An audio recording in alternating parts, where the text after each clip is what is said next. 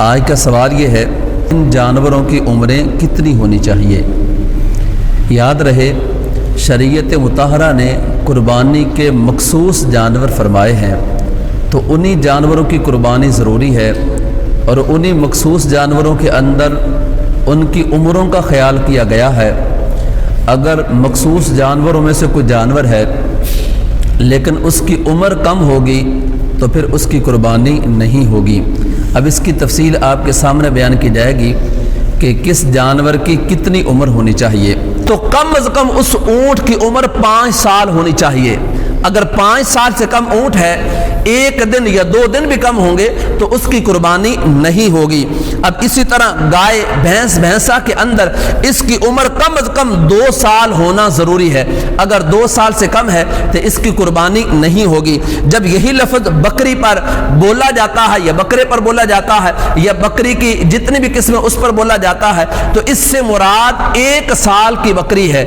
اگر 1 سال سے کم ہے تو پھر اس کی قربانی نہیں ہوگی۔ ہاں، نبی پاک علیہ السلام نے آسانی کے لیے اسی حدیث کریمہ کے تحت فرما دیا، ہاں اگر تم کو دشوار ہو، یعنی اونٹ اس عمر کا نہ ملا، یا گائے اور اس کی قسمیں اس میں نہ ملی، اور بکری اور اس کی قسمیں اس میں نہ ملی، تو پھر تم کو اگر دشوار ہو تو 6-7 ماہ کا دمبا یا مینڈا ذبح کرو، یعنی ایسا مینڈا یا ایسا دمبا جو 6 ماہ کا ہے یا 7 ماہ کا ہے لیکن دور سے دکھنے میں وہ سال بھر کا نظر آتا ہے، تو اس کی قربانی کو استثناء حاصل ہے کہ اس کی قربانی کر سکتے ہیں، چونکہ نبی پاک علیہ السلام نے جہاں پہ جانوروں کی عمروں کو بیان فرمایا وہاں پہ اس کو خاص کر دیا۔ تو لہذا جب بھی آپ نے قربانی کرنی ہے، ہمارے ہاں مشہور ہے کہ جس طرح دوندا ہو تو پھر اس کی قربانی ہوتی ہے۔ اب دوندا گائے کے اندر دوندا یہ کب ہوتی ہے؟ جب یہ 2 سال سے گزر جائے اور 2.5 سال کی عمر کے قریب ہو جائے یا اس سے بڑھ جائے تو پھر اس کے اندر یہ دوندا پن آتا ہے۔ بکری جب 1 سال سے گزر جائے، یہ 1 سال کی ہو جائے تو پھر یہ اس کے دانت گرتے ہیں تو اس کو دوندا کہا جاتا ہے۔ اب اسی طرح اونٹ میں ہے، لیکن یاد رہے یہ ایک تشفی کے لیے ہے۔ مثلا گھر کی بکری ہے یا بکرا ہے، اب وہ عید سے 2 دن پہلے بکری نے یعنی وہ اپنے پھل دیے، اب عید سے 2 دن جب پہلے آئیں گے تو اس اعتبار سے وہ سال بھر کی بکری یا بکرا ہو جائے گا۔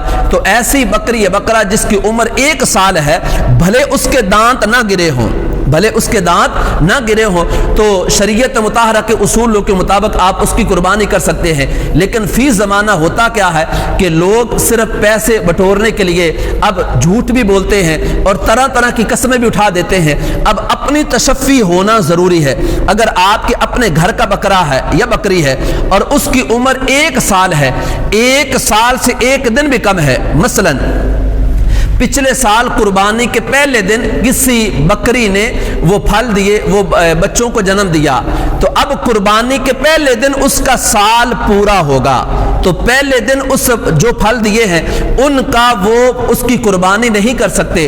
دوسرے دن چونکہ ان کا سال پورا ہو جاتا ہے تو دوسرے دن ان پھلوں کے ان جانوروں کی قربانی ہو سکتی ہے۔ اگر اس نے یہ جنم دیا بچوں کو دوسرے دن، تو دوسرے دن چونکہ اس کا سال پورا ہوتا ہے تو تیسرے دن آپ اس کی قربانی کر سکتے ہیں۔ اب اس کے تحت آپ کو سمجھ امید آ گئی ہوگی کہ ایسا بکرا یا ایسی بکری یا ایسی بھیڑیا یا ایسی گائے یا ایسا اونٹ کہ جس کی عمر پوری ہے، اگرچہ اس کے دانت نہ گرے ہوں تو اس کی قربانی ہو سکتی ہے۔ اونٹ کے اندر 5 سال کا ہے، اگر 5 سال سے کم ہوگا تو اس کی قربانی ہرگز نہیں ہوگی۔ گائے بھینس اور بھینسے کے اندر 2 سال ہونا شرط ہے، اگر 2 سال سے زیادہ عمر والے ہیں تو اس کی قربانی افضل ہے، اور اگر 2 سال سے کم عمر والے ہیں ویسے تو وہ حلال جانور ہے، اس کو ذبح کیا جا سکتا ہے، لیکن قربانی کی شرائط میں یہ ضروری ہے۔